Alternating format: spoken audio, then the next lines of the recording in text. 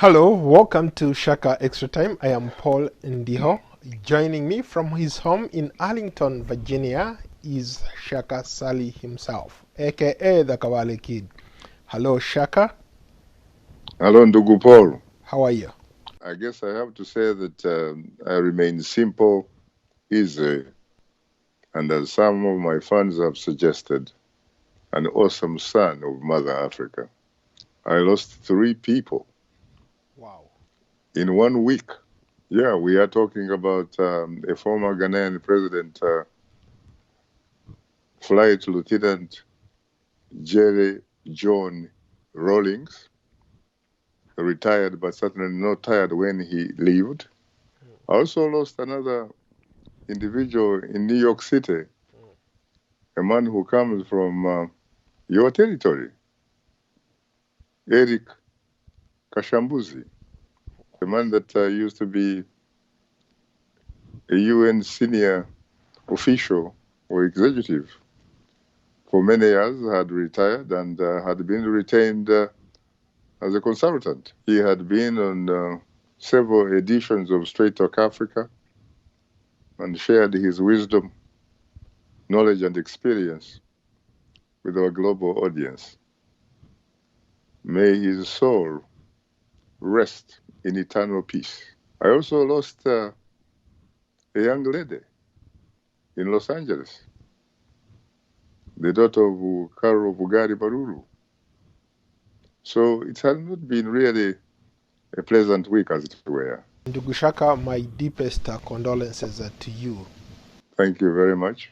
Of course, here at Shaka Extra Time and Straight Talk would be remiss if we did not mention the passing of Ghana's longest serving leader, former flight lieutenant Jerry John Rawlings, who died last week. He was an influential figure of our generation, certainly somebody that has left a mixed legacy, so to speak. You know, he was such a very interesting but challenging newsmaker. I recall that I had the honor and privilege of interacting with him both in the studios in Washington and in his hometown of Accra, the Ghanaian capital. We got to know each other pretty well, to the extent that we found, of course, that we did share some things. Both of us had served in our respective national armies. He had served as a pilot. I had served as a paratrooper. It was very interesting. We also, I think, in some way, shared pretty much the same ideology, which was of being advocates of social, economic, political justice for all of us. Over the years, you had several opportunities to interact with the late President Jerry Rawlings. What struck you the most about the guy? What kind of person was he? He was generally well read. He was very much socially and politically conscious. He was a man that you could say had a revolutionary sort of zeal, a revolutionary spirit. He was a very controversial figure that, made people obviously have different views of who they thought he was. He, however, struck me as somebody that was socially, politically, culturally, and economically sensitive to ordinary people. He felt at ease with ordinary people. He was a very, very pragmatic individual. He was the type of person, however, who somehow was not liked by the intellectual elite. he criticized them very fiercely. He felt that they were the type of people who simply talked the talk without walking that particular talk. He was also, outside of studios, he was an interesting man. We exchanged social amenities so many times in different parts of Ghana, sometimes, in fact, in other countries on the continent. And of course, here in the United States, whenever he visited North America. He was an incredible family man. He loved his children, his wife, Nana, who you know, and his son and daughters. He loved them very, very dearly. He loved Ghanaian people. He was a selfless type of guy. I can remember, frankly, at one time, we were walking downtown Washington, D.C., and he wanted to make a telephone call back home. Can you believe this is a former president? This is a man that has a retirement package, which would include paying for his telephone calls anywhere. But guess what? He would actually go and look for subsidized cards so that he could not put a lot of unnecessary weight on the backs of the ordinary Ghanaian taxpayer. That's the kind of guy I remember. I could not agree more, because one time I was in Accra, Ghana, and I saw him in action walking down the streets, and I was like, wow, who does that? But you bring up a very good point. I think the first time I interacted with him, it was courtesy of you when he invited us for dinner, and as we were talking about democracy in Africa, I think I said something, and he picked interest in one of the things that I said. Then he wanted to know more why I wanted to become a reporter.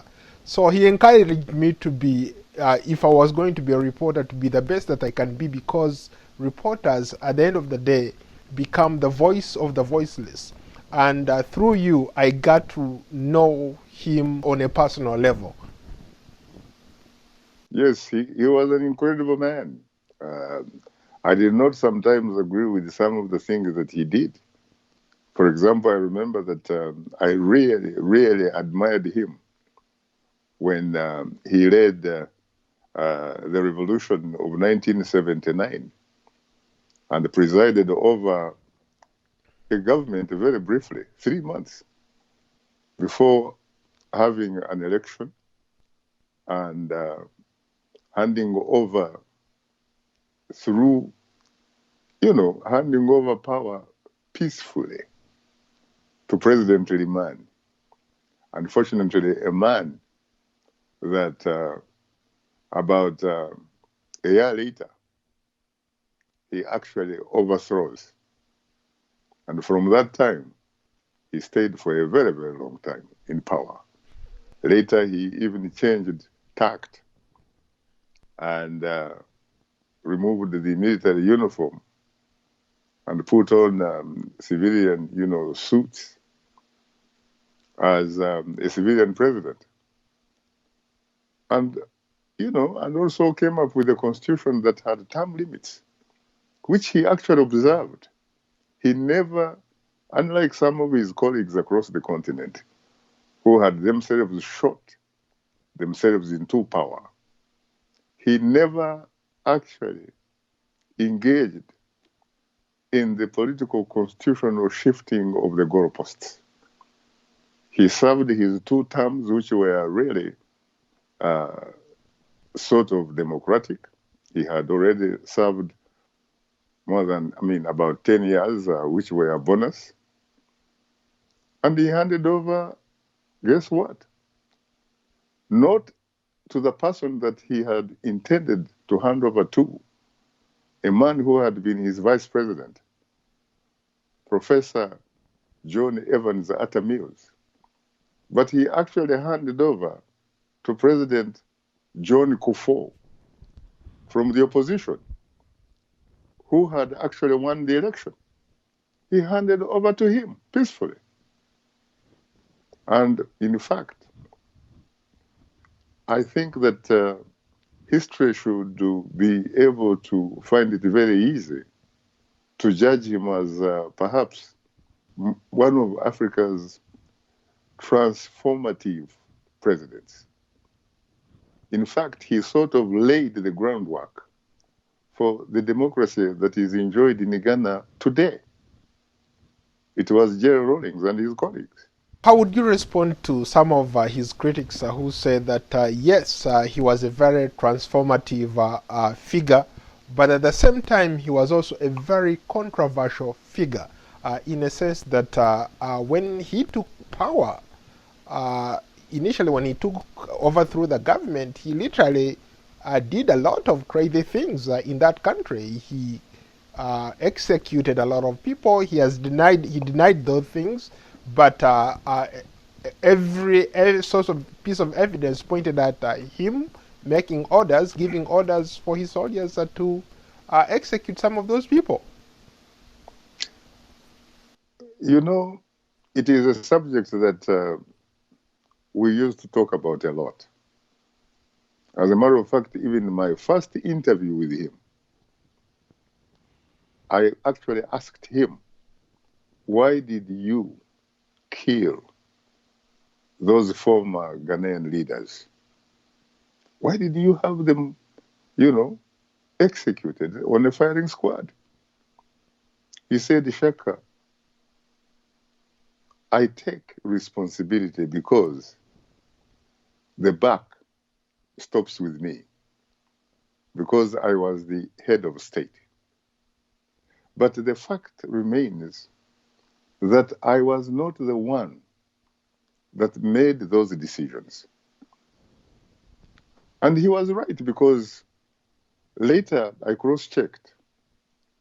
In fact, I ended up even talking to the guy that led the successful coup that actually rescued Jerry Rawlings from prison.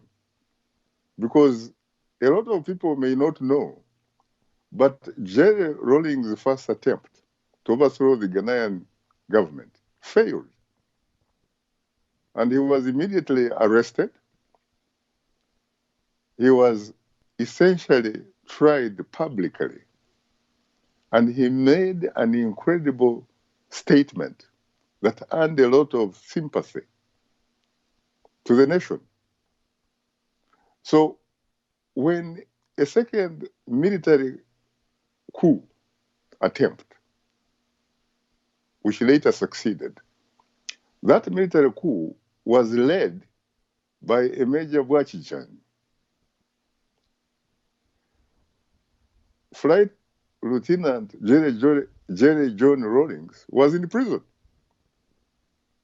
So the coup actually was led by Major Bwachichan, but the majority of the soldiers who participated in it were the type of people that are classified as non-commissioned officers and their troops. Apparently, those were the people that decided that the former Ghanaian leaders had to take responsibility for causing the kind of damage they had done to their country.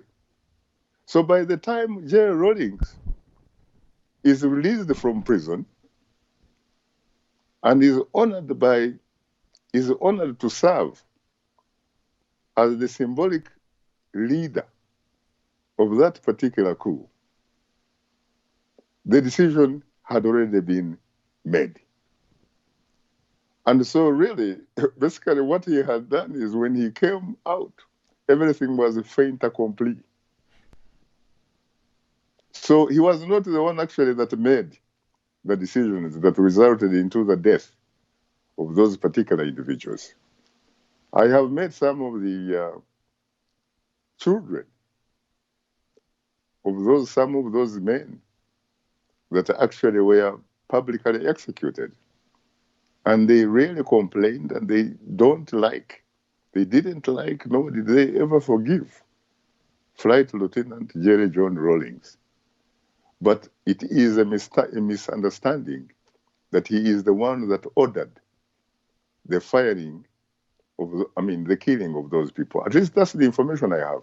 That's a very interesting point. Going back to the point I alluded to earlier, him walking the streets of Accra or Takoradi, it's remarkable to see a president of a country, a former president of a country, walking down the streets without bodyguards, just minding his business, going to local joints to eat local food. How remarkable is that? As a matter of fact, when I first met him in Accra, in Ghana, he was driving himself in a Jaguar. It was actually, I found out, a used Jaguar. It was pre-owned. And he had a couple of other old pre-owned Jaguars at his residence. He was driving a Jaguar, and I stopped him, and he actually stopped.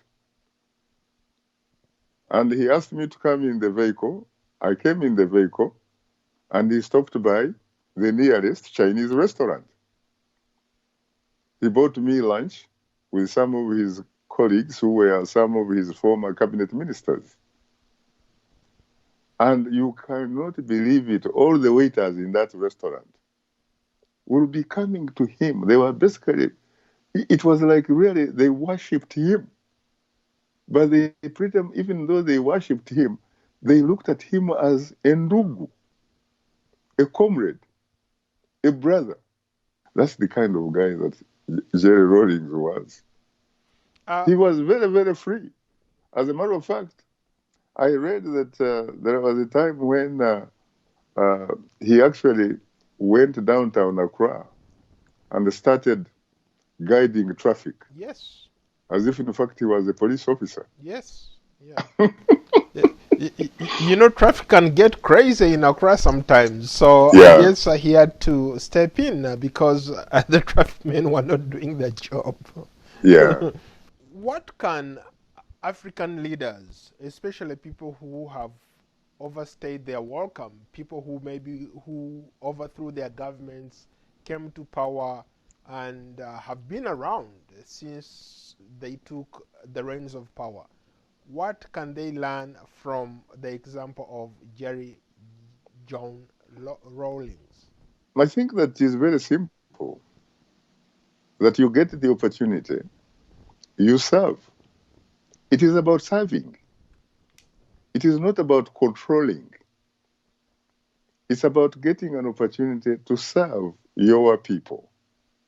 And that service has to be temporary. You serve your time if, for example, there is a constitution that says you have to observe term limits. It is 1 term of 5 years or 2 terms of 5 years. Just serve those 2 terms and go back home.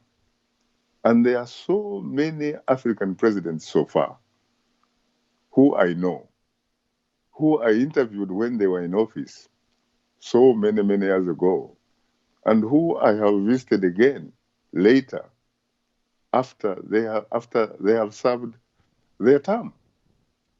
The last time I was, for example, in Malawi, I paid a courtesy call, President Bakili Muluzi. He lives in the Malawian commercial capital of Blantyre. He has a good retirement. He has security forces guarding him, providing him services and what have you. He lives in a very beautiful mansion. He told me he couldn't believe that he is enjoying his life much better than when he was in office as president. You look at Liberia, for example. You have the first female democratically African president, Ellen Johnson Sirleaf. She served her terms. She is back home. She even won a Nobel Prize, a Nobel Peace Prize to boot.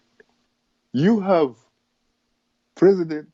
former Ghanaian president, John Kufuor.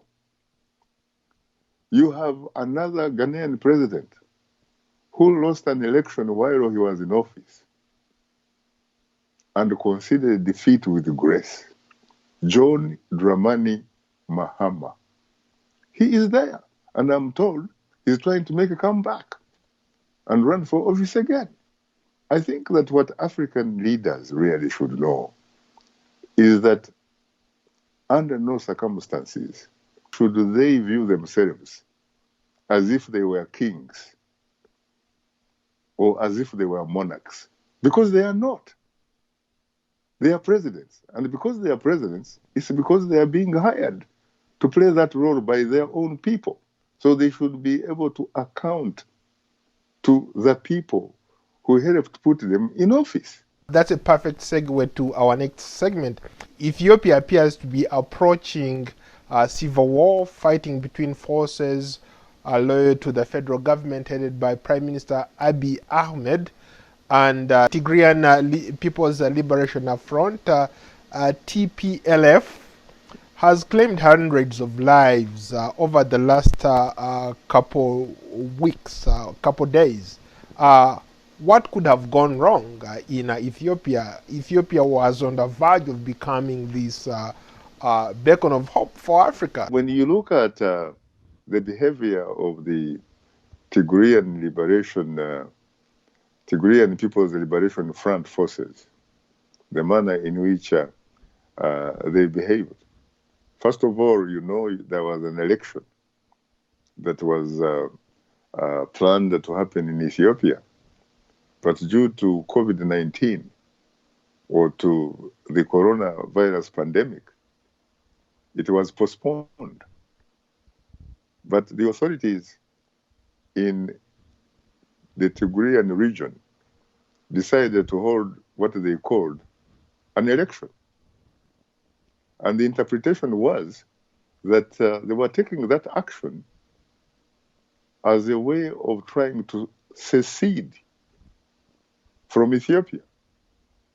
And so, of course, the Ethiopian government had to figure out a way of restoring order in that part of their region. When you look at the TPLF, you have to look at them in a historical context. The TPLF used to be an armed struggle force. It was a liberation force, so to speak, which captured power in Ethiopia in 1991, overthrowing the Ethiopian strongman, Colonel Mengistu Haile Mariam. Now, you know, of course, that the strongman of the TPLF was a man called Meles Zenawi. Meles Zenawi unfortunately died in 2012. He was replaced by his former deputy prime minister, Haile Mariam Desalegn, who occupied that position for nearly 5 years until Abiy Ahmed replaced him. The TPLF, which had actually originally acted as a nucleus and in fact an epicenter or the dominant party in what became the Ethiopian People's Democratic Revolutionary Party, the ruling party, which was made up of several other political parties. It lost power soon after Abiy Ahmed had taken office. The reason being that whereas the Tigrayans are said to be about 6% of the population in Ethiopia, Abiy Ahmed's group of Oromo is considered to be the majority in Ethiopia.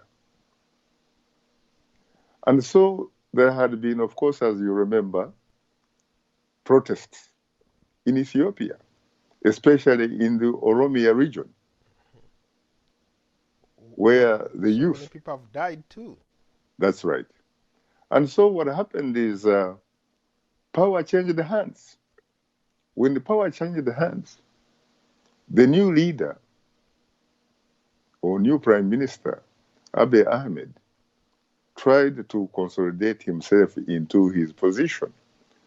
And as he tried to consolidate himself in his position, some of the senior government officials coming from Tigray, Tigray area. lost their positions. It was not very easy for them to accept the fact that they had lost power. And so they basically, most of them, withdrew back to Tigray or to their region and decided to consolidate themselves, hoping that they would probably cause national chaos, through which then they would have perhaps a much bigger bargaining chip. But I think that it is really a matter of time that their rebellion will probably come to an end. You said that Abiy Ahmed is a man of peace. He has a Nobel Peace Prize to boot. But would you agree that maybe that's also subject to debate? Because when you think about it, since taking power in April 2018, we've seen killings, we've seen arrests in Oromia, young people being killed, young people being arrested, his critics, people running media houses being arrested. People would argue that he's not any different than his predecessor, Meles Zenawi. So when you talk about Abiy Ahmed sort of presiding over a situation that is not peaceful, not stable, as a prime minister, as a head of a government, if there is a group that violates the law or causes mayhem or violence or what have you, he has no choice but to react and attempt to restore order, as they say. So I do not think that I have seen really what you would consider to be, again, incontrovertible evidence that is not liable to falter, that suggests that, in fact, Abiy Ahmed may not be different from Meles Zenawi. How about people who said that maybe perhaps that was a facade, it was a show, it was acting? You do this, create reforms, create a government that has a semblance of representation. But when you're trying to consolidate power, and when you don't get that power, your true colors come out. Again, as I said, you need to give the man the benefit of the doubt. The man did not declare himself an emperor, even though, in fact, there is a historical precedence. Ethiopia was the land of emperors. I have not yet heard Abiy Ahmed claiming to be an emperor. He has, in fact, instead talked about holding elections. Let us wait and see if, in fact, he can hold elections and that these type of elections will be respectable, will be the type that every Ethiopian respects the results, if in fact the results are reflections of the will of the voter or the will of the people, but not the will of those individuals who will have counted the votes. Well, let's end it there, Shaka. Thank you so much. Thank you. Thank you very much, Ndugu.